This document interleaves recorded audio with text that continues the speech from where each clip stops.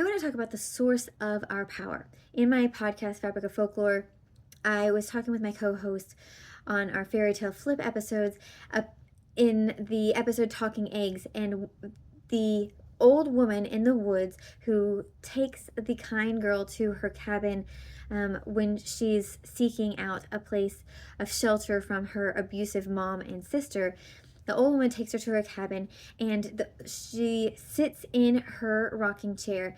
And one of the most striking features of the story, especially for Western listeners, is when the old woman removes her head from her shoulders and she places it in her lap. And then she takes her brush and she begins to brush out her silvery locks and braids her hair, and then takes her head back and she places it back on her shoulders. And I think that this is really striking because this is not a scene that is often seen in Western fairy tales, but it is more common to see in African tales, specifically when they are about some sort of liminal or spiritual being. And so my co-host Donna was really seeing this as a challenge of where our source of power comes from. And I thought that was a really interesting take, because in the West, we often equate our power with our intellect, with our clarity and our logic. So we often say, Descartes said, "I think, therefore I am." It really indicates that we have this idea that our brain, our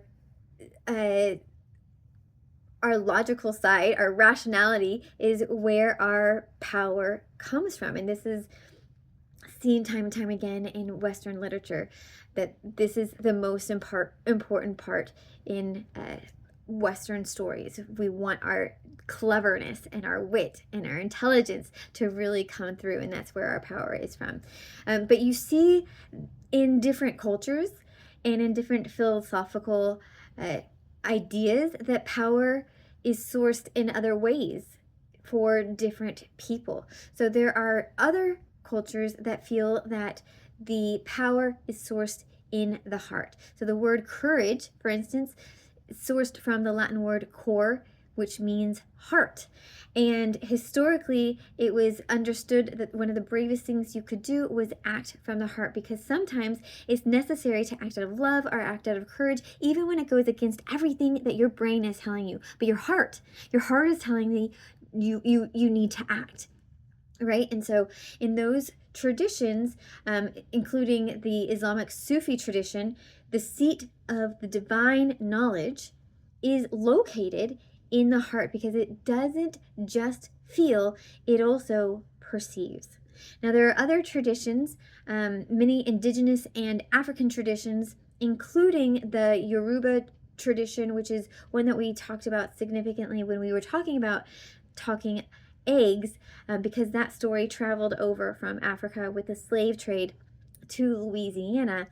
And so we see a lot of elements of the Yoruba traditions in that story. But this idea is that power is sourced not from within us, but in how we are aligned with the greater divinity, the divine energy. And if we have a deep-rooted connection with that divine energy, then we are able to access more power. And so the idea is that it's not necessarily power sourced within us, but our ability to source it from the greater spirit that is everywhere, the greater power which is in all things, in nature, in rocks, in soil. And so it really has deep connections to traditions that believe in spirits inhabiting everything in the natural world, and being in alignment and connected with those sources of energy really help you to find your power on your own as well. And then there are traditions that have somatic traditions, which are the mind and body connection. That it's not just your mind, it's not just your body, it's not just your gut that are telling you what to do, but it's when you align all of these elements and are able to have them perceiving and communicating with one another, then we are able to really connect with our true essence, our own spirit within ourselves.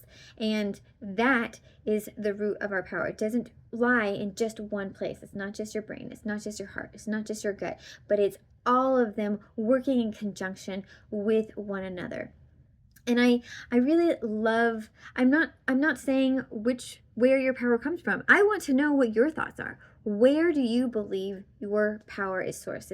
Is it from a higher power? And when I'm talking about divine energy or divine knowledge, in Christian tradition, that would be a higher God. That would be God. And in a lot of other traditions, it would be a higher power. People have different names, and a lot of times they mean something very similar, but they just name them differently. They label them differently. So I would love to hear your thoughts about where do you feel is the source of your power? Where does your power come from, or do you have access to it? Are you trying to find your power, and where are you looking for it? I'm Vanessa White Rogers, author, storyteller, and speaker. Keep telling your stories. They matter.